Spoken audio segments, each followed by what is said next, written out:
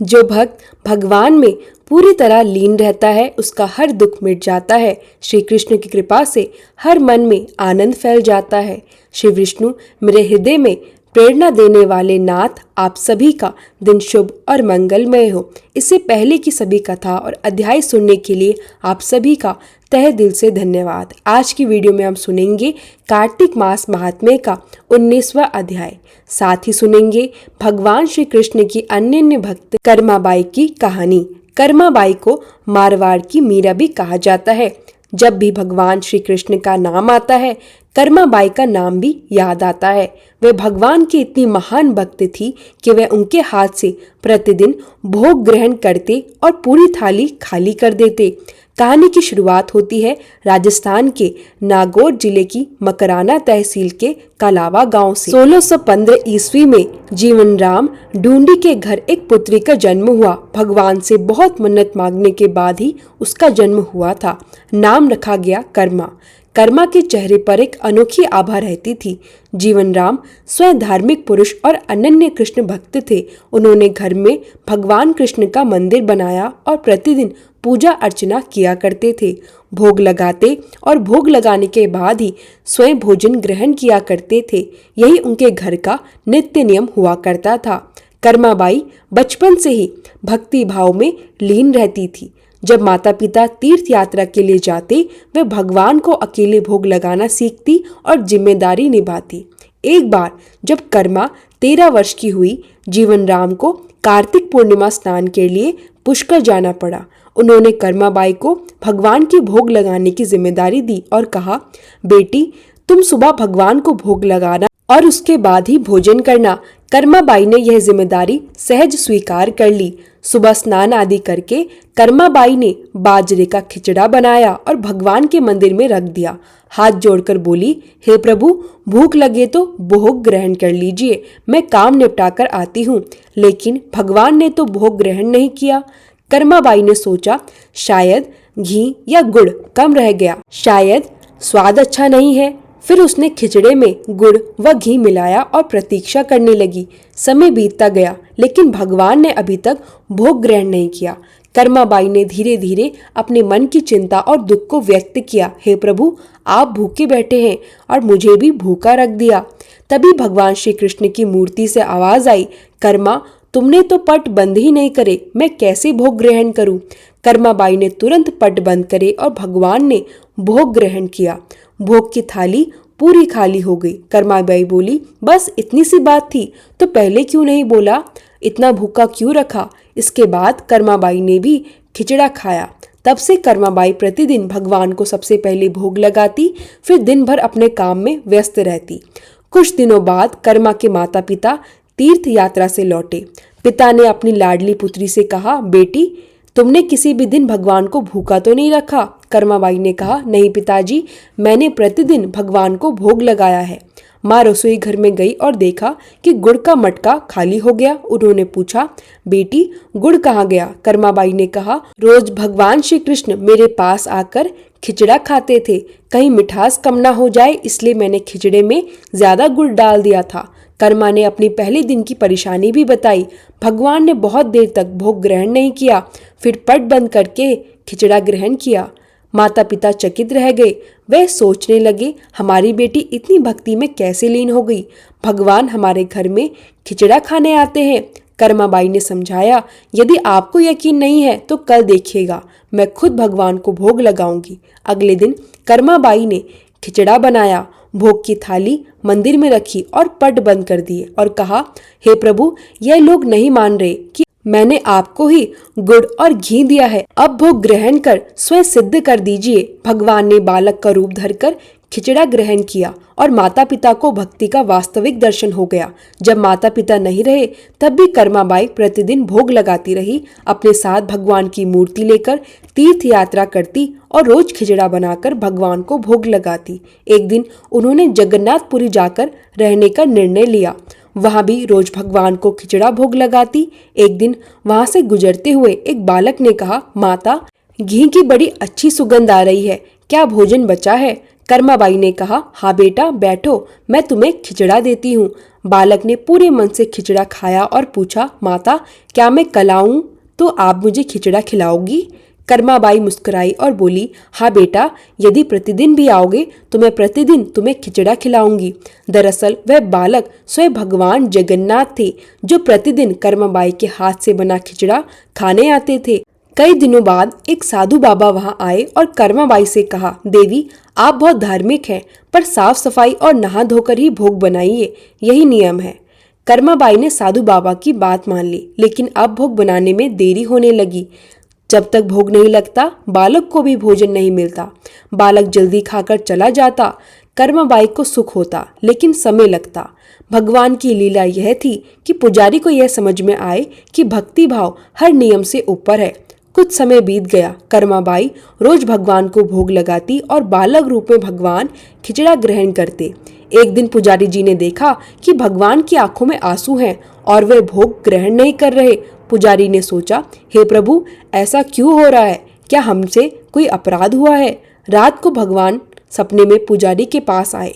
कहा, मेरी अनन्य भक्त कर्माबाई जो प्रतिदिन मुझे खिचड़ा खिलाती है, आज उसने अंतिम सांस ली और मेरी भक्ति में लीन हो गई।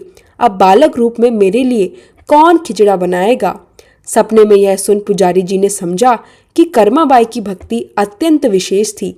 भगवान ने यह लीला रची थी ताकि पुजारी को यह ज्ञान मिले, भक्ति भाव हमेशा नियमों से ऊपर होता है। ज्ञान की सीख केवल जीवन के लिए होती है, भक्ति के लिए नहीं। अगले दिन पुजारी जी ने साधु बाबा को बुलाया और कहा, आपसे कुछ गलत समझ हो गया था। कृपया देवी कर्माबाई की भक्ति को वैसे ही अपनाई जैसी पहले करती थी। साधु बाबा ने समझदारी से स्वीकार किया और बोले, हाँ, अब से वही विधि अपनाई जाएगी। कर्माबाई ने फिर से भोग बनाने और पट बंद करने की अपनी पुरानी विधि शुरू कर दी। अब भगवान का मुख खिचड़ा ग्रहण करते समय पूरी तरह साफ रहता। कई वर्ष बीत गए। कर्माबाई ने अपने जीवन में भगवान की भक्ति और सेवा को सर्वोपरि रखा। एक दिन पुजारी जी ने देखा कि भगवान के आंखों से आंसू बह रहे हैं, लेकिन वह भोग क्यों नहीं ग्रहण कर रहे। पूरी प्रजा में यह खबर फैल गई। राजा ने भी मंदिर का दौर किया और पुजारी से पूछा, हे पुजारी, ऐसा क्यों हो रहा है? रात्रि में भगवान ने सपने में राजा से कहा, कर्माबाई मेरी अनन्य भक्त आज भौतिक रूप से मेरे पास नहीं है, परंतु उसकी भक्ति आज भी मेरे हृदय में जीवित है, इसलिए उसका भोग प्रतिदिन मेरे लिए चढ़ाया जाएगा। उस दिन से भगवान जगन्नाथ की भोग में कर्माबाई का खिचड़ा भी चढ़ने लगा। यह दर्शाता है कि भक्ति में लीन व्यक्ति का पुण्य और सेवा हमेशा फल देती है। अब श्री सूत जी कहते हैं, हे ऋषियों, भगीरथ के वंश में सौरदस नामक राजा का पुत्र था, जिसका नाम था मित्रसह। एक समय वह राजा धर्मात्मा और वीर था, लेकिन एक घटना ने उसकी जीवन यात्रा बदल दी। राजा मित्रसह और उनके साथ कुछ लोग वन में शिकार खेलने गए। वहां उन्होंने अनेक हिरणों का शिकार किया। भूख और प्यास से परेशान होकर राजा नदी के तट पर आया। रात भर वहीं रहा। सुबह वह शिकार के लिए फिर चल पड़ा। थोड़ी दूर जाकर एक व्याघ्र और व्याघ्री प्रेम पूर्वक विचरण कर रहे थे। राजा ने धनुष से बाण छोड़ा। बाण व्याघ्री पर लगा और वह गिर गई। थोड़ी देर में उसकी मृत्यु भी हो गई, लेकिन वह व्याघ्री राक्षस रूप धारण कर क्रोधित होकर बोली, हे राजन, तुमने मेरे साथ अन्याय किया है, मैं इसका बदला अवश्य लूंगी। फिर वह चले गई। कुछ समय बाद राजा मित्रसह ने अश्वमेघ यज्ञ किया। ऋषि मुनियों ने विधि पूर्वक यज्ञ संपन्न किया। गुरु वशिष्ठ जी ने ब्रह्मा और विष्णु आदि देवताओं को हवन अर्पित किया। यज्ञ संपन्न हुआ और गुरु वशिष्ठ जी ने नदी स्नान के लिए गए। इसी बीच वह क्रोधित राक्षस आया। उसने गुरु वशिष्ठ का रूप धारण किया और राजा से कहा, हे राजन, हमारे लिए मांस बनवाओ, हम स्नान करके आएंगे। फिर रसोइये का रूप धारण कर मांस पकवाया। जब गुरु वशिष्ठ जी वापस आ गए, उन्होंने देखा कि भोजन में मनुष्य का मांस शामिल है। क्रोध में उन्होंने राजा को श्राप दे दिया, हे राजन, तुम राक्षस हो जाओ। राजा असहाय और भ्रमित हो गया, क्योंकि उसने गुरु की आज्ञा का पालन करा था। राजा ने विनय पूर्वक कहा, गुरुदेव, यह मेरे अनजाने में हुआ, कृपया क्रोध न करे। गुरु वशिष्ठ जी ने ध्यान लगाकर सारी घटना का विस्तृत विवरण बताया। राजा ने सच्चे मन से जल लेकर अंजलि में क्षमा मांगी और श्राप का प्रभाव 12 वर्षों तक ही रहा। उसके बाद राजा अपने सही रूप में लौट आया और कई वर्षों तक राज्य करता रहा। आखिरकार गंगा जल और भगवान की सेवा से उसने मुक्ति प्राप्त की। राजा राक्षस रूप में निर्जन वन में भटकता रहा था। भूखा प्यासा वह जंगल में इधर उधर विचरण करता रहा। एक दिन वह नर्मदा नदी के तट पर आया। वहां उसने देखा कि एक मुनि अपनी पत्नी के साथ रमण कर रहे हैं। भूख और क्रोध से प्रभावित होकर वह राक्षस ने मुनि को पकड़ लिया। मुनि की पत्नी ने देखा और विनम्रता से बोली, हे राजा, आप वास्तव में सूर्यकुल के मित्र स हैं। हमारे छोटे पुत्र के लिए मुझे बिना पति के इस वन में कैसे जीविका मिलेगी? कृपया मेरे पति को प्राण दान दे। लेकिन राक्षस पर इसका कोई असर नहीं हुआ। जैसे व्याघ्र हिरण के छोटे बच्चे को पकड़ती है, वैसे ही उसने मुनि को खा लिया। मुनि की पत्नी ने क्रोधित होकर उसे श्राप दे दिया, जब भी तुम अपनी पत्नी के साथ रमण करोगे, मृत्यु प्राप्त कर राक्षस रूप में जन्म लोगे।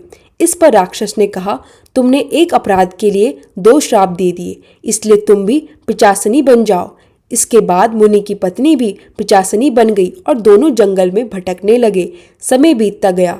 राजा राक्षस को कई वर्षों तक कठिनाइयां सहनी पड़ी, लेकिन अंततः भगवान विष्णु की कृपा से उसका उद्धार हुआ। इस तरह अध्याय 19 में हमने देखा देवी कर्माबाई की भक्ति और भगवान श्री कृष्ण की लीला और राजा मित्रसह का राक्षस रूप, गुरु वशिष्ठ का श्राप और उसकी मुक्ति। अब सुनिए तुलसी माता की चालीसा। जय जय तुलसी भगवती सतवती सुखदानी, नमो नमो हरि प्रेयसी, श्री वृंदावन गुणखानी, श्री हरि शीश बिरजनी, देहु अमरवर अम्ब, जनहित है वृंदावनी, अब ना करूँ विलंब। धन्य धन्य श्री तुलसी माता, महिमा अगम सदा श्रुति गाता, हरि के प्राणों से तुम प्यारी, हरि हेतु कीन्हो ताप भारी। जब प्रसन्न है दर्शन दीनो, तब कर जोरी विनय उसकीनो। हे भगवंत कंत मम होहु, दीन जानी जन छड़ाहु छोहु। सुनी लक्ष्मी तुलसी की बानी, दीनो श्राप कद पर आनी। उस अयोग्य वर मांगन हारी, होहु विटप तुम जड़ तनुधारी। सुनी तुलसी हे शेप्यहु तेहि ठामा, करहु वास तुहु नीच निधामा। दियो वचन हरि तब तत्काला, सुनहु सुमुखी जन होहु बिहाला। समय पाई व्यो रो पाति तोरा, पूजयो आस वचन सत मोरा। तब गोकुल मह गोप सुदामा, तासु बही तुलसी तू बामा। कृष्ण रास लीला के माही, राधे शक्यो प्रेम लखी नाही। दियो श्राप तुलसी ही तत्काला, नर लोकी ही तुम जन्मोह बाला। यो गोप वह दानव राजा, शंखचूड नामक सिर ताजा। तुलसी बही तासु की नारी, परम सती गुण रूप अगारी। अस दे कल्प बीत जब गयु, कल्प त्रित जन्म तब भयु। वृंदा नाम भयो तुलसी को, असुर जलंधर नाम पति को। करी अति द्वंद अतुल बल धामा, लीना शंकर से संग्रामा। जब निज सैन्य सहित शिव हारे, मरहि ना तब हरि पुकारे। पतिव्रता वृंदा थी नारी, को न सके पति ही संहारी। तब जलंधर ही भेष बनाई, वृंदा डिगहरि पहुँचे जाई। शिव हित लही करी कपट प्रसंगा, कियो सत्युत धर्म तो ही भंगा। भयो जलंधर कर संहारा, सुनि उर शोक उपारा। तिहि क्षण दियो कपट हरि टारी, लखी वृंदा दुख गिरा उचारी। जलंधर जस हत्यो अभीता, सोई रावण तस हरि सीता। अस प्रस्तर सम हृदय तुम्हारा, धर्म खंडी मम पति ही संहारा। यही कारण लही श्राप हमारा, होवे तनुपा शाण तुम्हारा। सुनी हरि तुरत ही वचन उचारे, दियो श्राप बिना विचारे। लख्यो ना निज करतूती पति को, छलन चहो जब पार्वती को। जड़मति तुहु असहो जड़ रूपा, जगमह तुलसी विटप अनूपा। धग्व रूप हम शाली ग्रामा, नदी गंडकी बीच ललामा। जो तुलसी दल हम ही चढ़ ई है, सब सुख भोगी परम पद ई है। बिनु तुलसी हरि जलत शरीरा, अतिशय उठत शीश उर्पीरा। जो तुलसी दल हरि शिर धारत, सो सहस घट अमृत डारत। तुलसी हरि मन रंजनी हारी, रोग दोष दुख भंजनी हारी। प्रेम सहित हरि भजन निरंतर, तुलसी राधा में नहीं अंतर। व्यंजन हो छप नुहु प्रकारा, बिनु तुलसी दल नहीं हरि ही प्यारा। सकल तीर्थ तुलसी तरु छाही, लहत मुक्ति जन संशय नाही। कवि सुंदर एक हरि गुण गावत, तुलसी ही निकट सहस गुण पावत, बसत निकट दुर्बासा धामा, जो प्रयास ते पूर्व ललामा।